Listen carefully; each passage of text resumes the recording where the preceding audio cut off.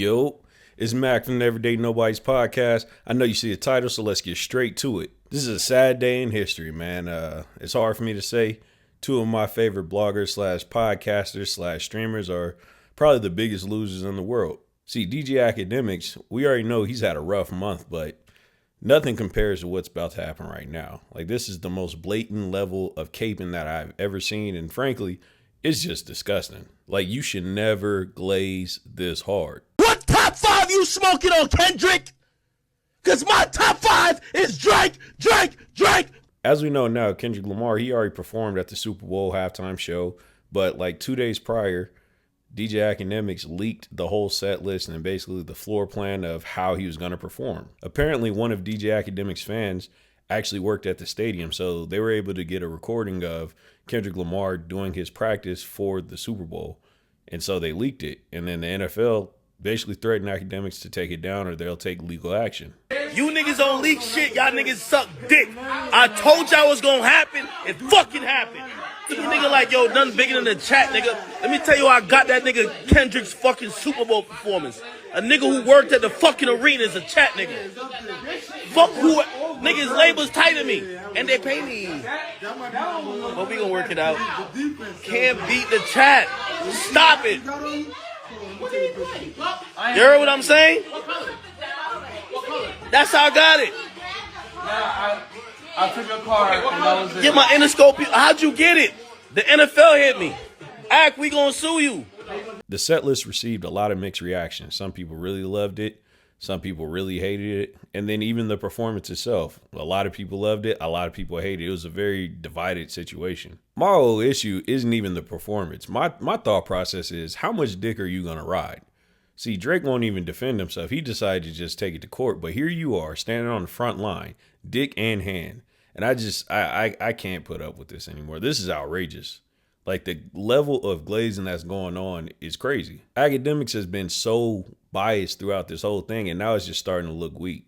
It's like, first you try to convince us that, oh, Drake won the battle because he was rapping better and he only told the truth throughout the whole beef and Kendrick only told lies. Then you try to convince us that him suing UMG and Spotify was some martyrdom, that he was going to save the whole rap game by doing this, even though we all know that was for Drake and only Drake. Then you jump out the window and you accuse LeBron James of cheating on his wife because he was caught dancing to Kendrick Lamar's music. Like, now you're leaking the biggest performance of the year just so your man could save face. Like, bro, hop off the sack. This is crazy. Then to make it worse, when the Super Bowl happened, he was actually right. But he wants to pass it off as journalism, and he was so proud. Like, yeah, everybody who said I was lying, blah, blah, blah. He was going off. He was so happy to show that he was a dick rider. And it's almost made it to the point where I can't even be a fan no more. See, I respect the Akademiks who grinded from the bottom. The radio stations wouldn't have him. They was treating him like dirt because he was just some nerd, basically living in his mom's basement. He just kept putting out content. He spoke for the smaller creators. Just for you to turn into this where you have no identity outside of Drake. Everything you do reverts back to Drake. And then you can't even look at yourself in the mirror because every time you talk about it, you say, oh, Kendrick fans always bring it back to Drake, when it's you. Everything you do is in defense of Drake, and now it's nasty work. I don't know where you go from here at this point. I don't know what circle you're in that would tell you that this was cool. Like, this is loser activity. This is obsessive. Like, you're more obsessive about Drake than Drake is about Drake. Like, he don't care about his career no more. Look at the stuff he's doing. But here you are, just let it go. Let it go. Then to make it even worse, I get the double whammy because although I know, Flakko loves Akademiks, I didn't expect him to be this stupid too. Like, he's really trying to make a case that, oh, DJ Akademiks, he almost got sued for putting out that set list. He's a martyr. He went against billionaires in the NFL, so he should be rewarded for what he did. And we're just not looking at it like that because we're so caught up on Kendrick and we're so much caught up in the fandom and the back and forth. Stop it.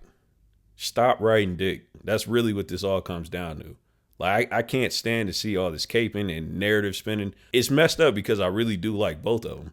You can't say that they had a handout. They both grinded, they keep putting out content, and then they got to where they are. So to see them act like this over Drake and then him act like this over Akademiks, this is nasty work. Tell me what you think in the comments. Like, is what they're doing justifiable? Do you think that everything that Akademiks has did up to this point is a good look for Drake? Or is it actually just helping to ruin his own career? And then as far as Flakko, am I wrong? Like, maybe that's what they meant when they say you shouldn't meet your idols. I don't know. All I know is anything that Akademiks say, Flakko's going to hop on the bandwagon and he's going to cheer him. But this level of narrative spinning is crazy. But what do I know? I'm just an everyday nobody. Tell me what you think in the comments. Like and subscribe.